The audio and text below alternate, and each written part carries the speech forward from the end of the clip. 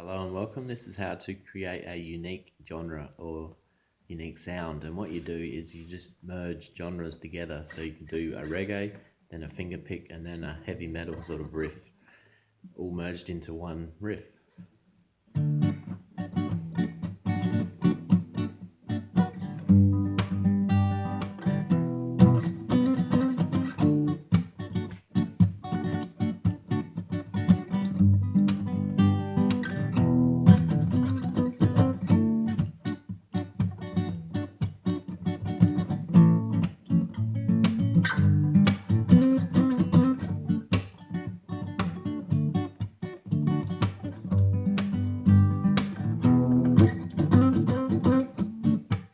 Etc.